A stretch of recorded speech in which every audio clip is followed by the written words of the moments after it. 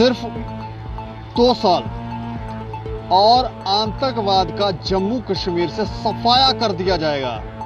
ऐसा हम नहीं कह रहे हैं, यह हमारे उपराज्यपाल मनोज सिन्हा साहब कह रहे हैं। उनका साफ तौर पर यह कहना है कि 2 साल के अंदर जम्मू कश्मीर से आतंकवाद का सफाया कर दिया जाएगा।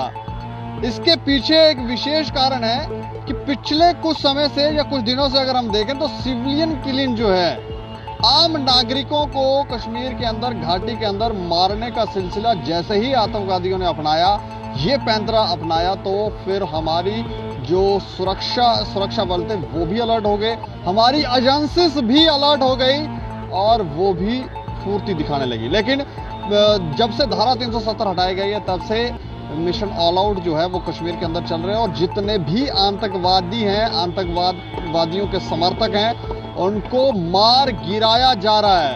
और अब ये बड़ा बयान एलजी साहब ने दिया है जिसमें उन्होंने कहा है कि सिर्फ 2 साल और आतंकवाद का यहां से नामो निशान मिटा दिया जाएगा। तो आप सोचें कि किस तरह से एजेंसीज काम कर रही है। उनका यह भी कहना है कि प्लान बनाया जा रहा है और प्लान के तहत काम किया जाएगा। इसके अलावा कल हमने आपको एक खबर दिखाई थी जिसमें हमने आपको बताया था कि बनटोल प्लाजा में 3 संदिग्ध व्यक्तियों को पकड़ा गया था और जो बाद में जैश ए मोहम्मद के समर्थक दिखे थे, उनके ओवरग्राउंड वर्कर दिखे थे और उनसे 32 लाख रुपए भी बरामद हुए थे। और अब ये खबर मिली है कि ये मामला टेरर फंडिंग से जुड़ा हुआ है और ये लोग जो पैसा लेकर जा रहे थे वो आतंकवादी ऑर्गेनाइजेशन, जो आतंकवादी संगठन है, उनको ही देने वाले थे। घाटी के अंदर ये लेकर जा रहे थे, इस तरह की जानकारी सामने आई है। इसके अलावा 2 अलग अलग मुठभेड़ों में 5 आतंकवादी मारे गए हैं कल कुलगाम के अंदर। तो आप सीधा देखें कि हमारी एजेंसी जो है, हमारे सुरक्षा बल जो है वो कितने स्ट्रिक्ट हैं और ऊपर से इस तरह का बयान एलजी साहब का सामने आना, ये आतंकवादियों के लिए और पाकिस्तान में जो लोग ऐसी मानसिकता रखते हैं कि हम घाटी के अंदर कभी स्थिरता नहीं आने देंगे, वहां पर उथल पुथल मचा के रखेंगे, तो उनके लिए भी अब खतरे की घंटियां बज गई हैं। लेकिन इसके ऊपर चर्चा करना जरूरी है।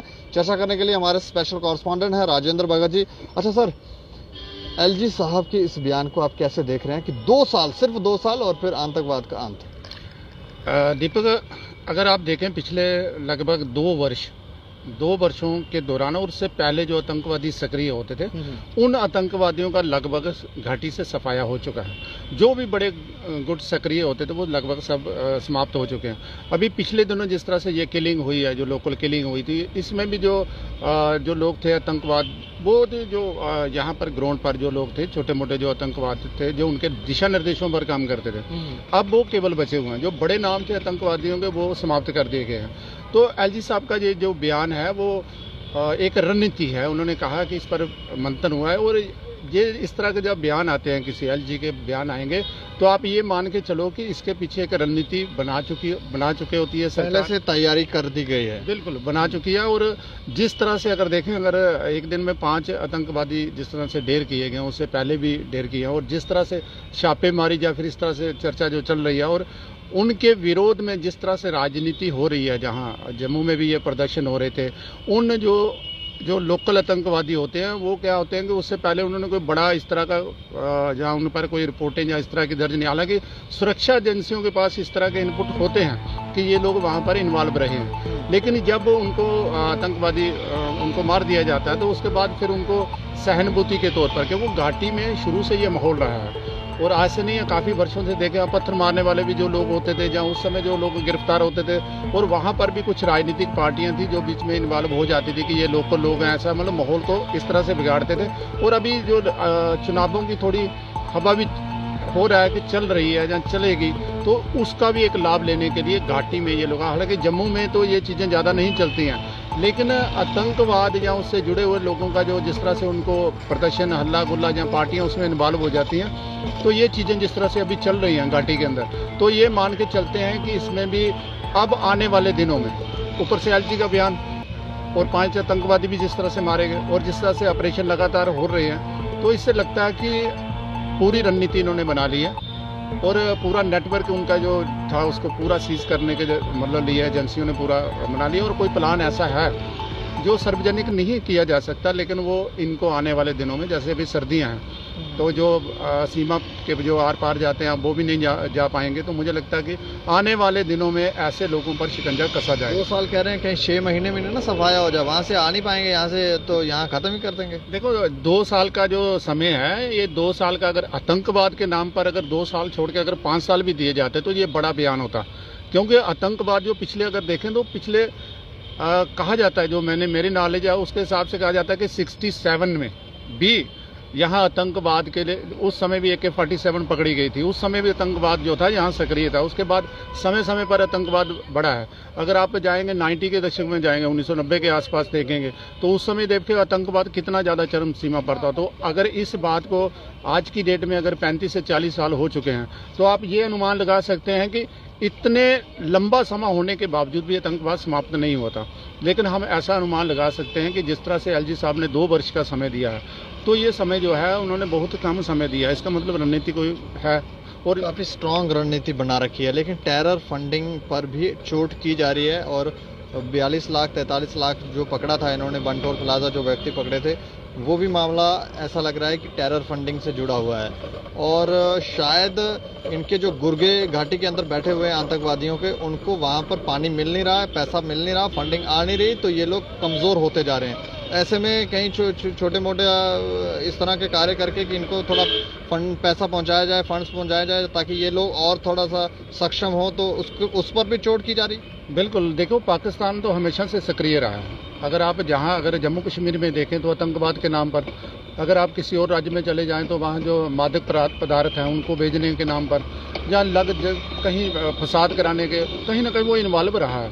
तो घाटी में वो ऐसा रहता है, वो अभी रणनीतियाँ बदलता रहता है और जैसे जैसे वो रणनीतियाँ बदलता है इसी तरह से हमारे सुरक्षा कर्मी जो हैं वो भी एक नई रणनीति के तहत उस पर कार्रवाई करते हैं। अगर आप पिछले दिनों देखें जो आतंकवादी मारे गए हैं, इसमें अभी तो कल वाले में एक नाम था बड़ा, बाकी जो लोग थे उनके इतना बड़ा नाम नहीं थे, लेकिन वो इन गतिविधियों में सक्रिय थे। मतलब आने वाले दिनों में उनके बड़े नाम हो जाते। लेकिन अभी के लिए ऐसा हो रहा है कि पहले आतंकवादी जिस तरह जंगलों में छुप जाते थे, वहाँ जाते थे, ऑपरेशन इस तरह से होता था, लेकिन अब क्या हो गया कि वो लोग सारे शहरों के अंदर आ गए हैं। अब उनको ढूंढना मुश्किल था, लेकिन होता गया कि बहुत सी चीज़ें ऐसी होती हैं जो सार्वजनिक नहीं होती हैं, लेकिन उनके पास जो इनपुट आते हैं, जो लोग जानकारी देते हैं, उससे ये लग जाता है कि अब इन पर जो शिकंजा है वो पूरा कसा गया। मुझे लग रहा है कि हो सकता है इसके बारे में भी कोई लंबी लिस्ट बन गई होगी। जो लोग इसमें काम कर रहे हैं, किस नेटवर्क को यूज़ कर रहे हैं, किस तरह से काम कर रहे हैं, इस तरह की सुरक्षा एजेंसियों के पास ये सारी जानकारी होती है। अब तो डेवलप बहुत ज़्यादा हो गई है, टेक्नोलॉजी बहुत ज़्यादा डेवलप हो गई है। तो मुझे लग रहा है ये जो लोग गिरफ्तार हो रहे हैं या मारे जा रहे हैं, तो ये सारी चीज़ें जो उनकी हो रही है। अभी जम्मू के अंदर आप देखो, आज से 3 दिन पहले जिस तरह से जो मिलिटेंट जो पकड़े गए हैं, तो जिनसे पैसा भी काफ़ी बरामद हुआ है। तो आप ये मान के चले कि जम्मू शहर के अंदर भी अगर इन ऐसे लोगों को पकड़ा जाता है, वो पंजाब से चले थे, कहाँ चले थे, कैसे पकड़ा गया, तो इसका मतलब आप उनको नॉर्मल मत समझे, एजेंसियों को आप नॉर्मल मत समझे। और यहाँ की एजेंसियाँ जम्मू कश्मीर में काम कर करके वो इतनी स्ट्रांग हो चुकी हैं कि वो सारी रणनीतियों को जानती हैं कि घाटी में सक्रिय आतंकवादी जो हैं वो किस। और दूसरा नंबर है ये दीपक, एक बात हो रहा है कि जिस तरह से माहौल बदला है 370 के बाद, जिस तरह से माहौल बदला है, स्थितियाँ बदल रही हैं, डेवलपमेंट के काम हो रहे हैं, तो लोगों में खुलापन आ रहा है। उससे भी वो लोग जो हैं, जो घाटी के अंदर लोग हैं या जम्मू के अंदर लोग हैं, वो ऐसी चीज़ों की इन्फॉर्मेशन जो आती है वो भी सरकार या सुरक्षा एजेंसियों तक पहुंचा देते हैं, जिसके कारण आसानी हो रही है। तो ये मुझे लग रहा है कि 2 साल का जिस तरह से उन्होंने समय दिया है, मुझे लगता है कि ये जल्दी हो जाएगा। ये एक बड़ा उनका एक बयान है, इसको हल्के में नहीं लिया जा सकता। और हम ये मान के चलते हैं कि उन्होंने 2 साल कहा, तो हम ये उम्मीद कर सकते हैं कि आने वाले 3-4 सालों में भी अगर ये आतंकवाद रहित जम्मू कश्मीर बन जाता है, तो फिर इसे जैसे धरती का स्वर्ग कहा जाता है और मंदिरों का शहर कहा जाता है, तो मुझे लगता है वो चीज़ें फिर से ओपन हो जाएंगी और यहाँ के नागरिक जो हैं अपने आप को सुरक्षित महसूस करेंगे। चलिए, शुक्रिया हमसे। धन्यवाद दीपक। तो हम तो जो आतंकवादी हैं उनसे कहना चाहेंगे कि आप थोड़ा मालिश वालिश करें, क्योंकि आपके समय थोड़ा कम ही समय है।